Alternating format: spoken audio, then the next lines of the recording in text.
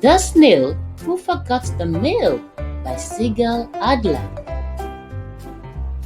Illustrated by Ferry and Lintang Pandu. The forest monsters woke up to a nice surprise. Trees full of ribbons and balloons in every size. But the biggest surprise was a sign on a tree. They wondered what it said and all ran to see. You are invited to the palace next Sunday at 2. It's the king's birthday party. We'll be waiting for you.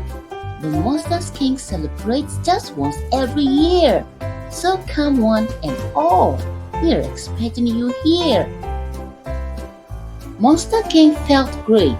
He had planned everything. He would show off the present from Mountain Monster King. He arranged with the post office to do things his way, to deliver the special package exactly on the day. The forest monsters looked forward to the celebration. Monster King's parties were the best in the nation. The monsters bought new suits. They'll be properly dressed. The ladies bought new dresses, so they'd also look their best. Everyone was curious, but soon it will be clear what present had Mountain Monsters King sent this year.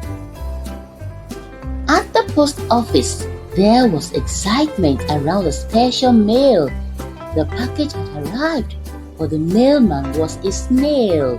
He would set out early Saturday without any delay. Although he was slow, he'd be on time the next day.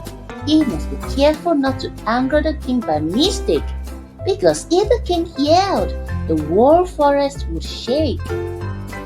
The snail was excited. He couldn't sleep at night. He'd never seen the king's castle, a beautiful sight. But the angry king would stamp his feet if he arrives late. There'd be an earthquake and thunder if the king had to wait. To annoy His Royal Highness is not a good thing. He's impatient and short-tempered, the forest monster king. The snail put on his glasses and went on his way. It was early Saturday morning, a warm sunny day. The monsters were coming to the party the next afternoon, but the snail wasn't worried. He knew he'd be there soon. The mailman marched onwards. His knee was a bit sore, but he didn't slow down. He walked as quickly as before. He arrived at the royal palace and safely and on time. The palace was all decorated. It looked truly fine. The walls were covered with lights and flowers galore. The throne was all surrounded with gifts on the floor. But His Royal Highness and all the guests thought it was about time to see what the snail had brought. The king gathered the guests when he saw the snail. Let's see what the Mountain King sent in the mail. Everyone was silent. All looked towards the throne. What had the Mountain King sent from his home? Oh no, said the snail. I forgot the mail at home. But don't you worry, it's not far as Rome. And make no mistake, there is no need to worry. I'll be back very quickly. I am going to hurry. Little snail, don't be silly. You are not on the right track. It will take you 3 days to go home and come back. I want my present right now. This just won't do. I don't want to wait at all. I'm disappointed in you. But now the king was boiling with rage. He looked angrier than a lion trapped in a cage. The king might stamp his feet. The guests started to shake. There would be lightning, thunder, and maybe an earthquake. The snail spoke to the king. His voice was loud and clear.